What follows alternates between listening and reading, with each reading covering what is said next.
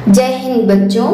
आज के हिंदी कक्षा में स्वागत है आप सभी का। आज मैं आपके समक्ष एक नई कहानी लेकर उपस्थित हुई हूँ। आशा है आपको यह कहानी बहुत पसंद आएगी।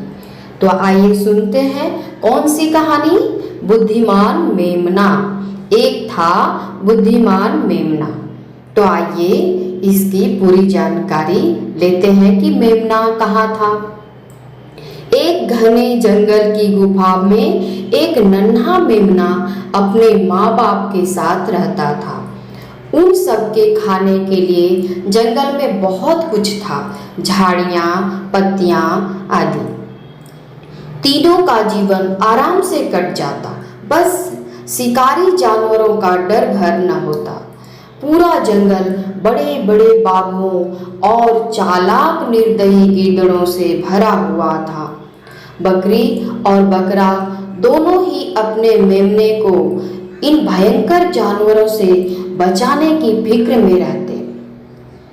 हर सुबह अपने बेटे को गुफा में छोड़कर दोनों भोजन की तलाश में निकल जाते।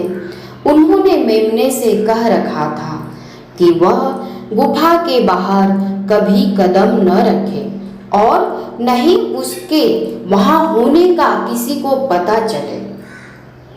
मेमना बड़ा हो रहा था और चाहता था कि दुनिया देखे, इसलिए एक भरी दोपहरी में वह गुफा से बाहर आया और चलते चलते बहुत दूर निकल गया।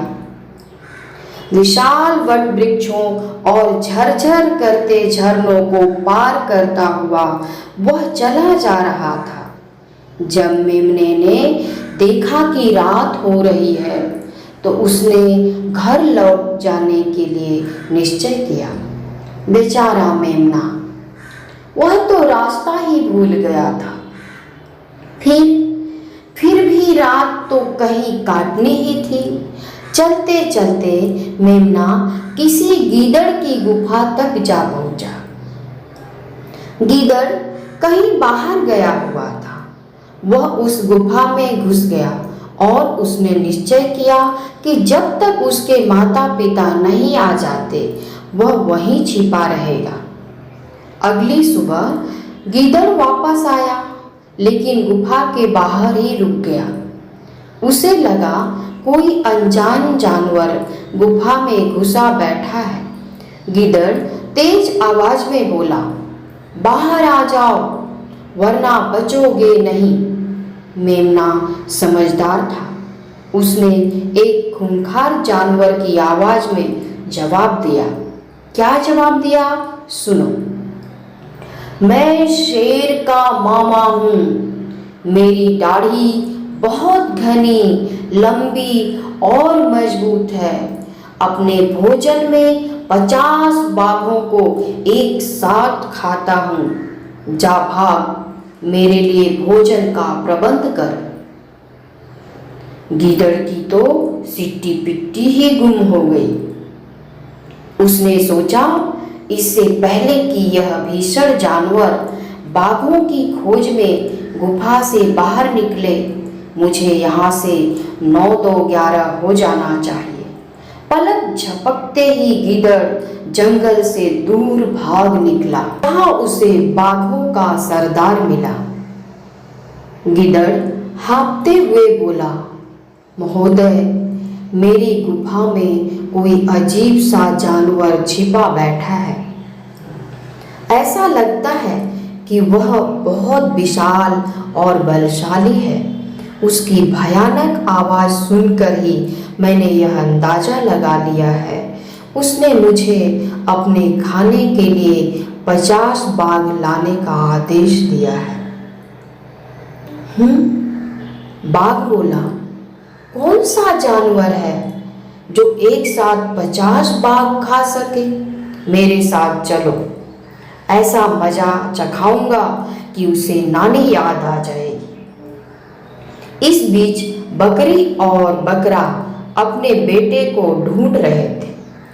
उसके नन्हे खुरों के निशानों पर चलते चलते दोनों उसी गुफा तक जा पहुंचे और उसे पुकारने लगे, मेमने ने गुफा से बाहर निकलकर गीदड़ वाला किस्सा सुनाया। तभी उन्होंने दूर ही से गीदड़ और बाघ को अपनी ओर आते हुए देखा। अब हम भटक तो गए ही हैं, मेमने का पिता बोला, फिर भी कोई तिकड़म लगाते हैं। तीनों ने मिलकर एक योजना बनाई और फिर गुफा में जाकर बैठ गए। जब बाघ गुफा के पास पहुंचा तो बकरी ने मेमने के कान जोर से उमेठे। मेमना ऊंची आवाज में रोने लगा। बच्चा रो क्यों रहा है? पिता चिल्लाया। वह खाने में बाघ मांग रहा है, बकरी बोली।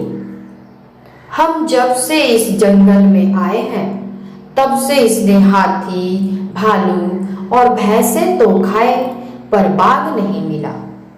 हाँ हाँ, मेमने का पिता आवाज बदलकर बोला, मैंने गीदड़ को 50 बाघ लाने के लिए कहा है।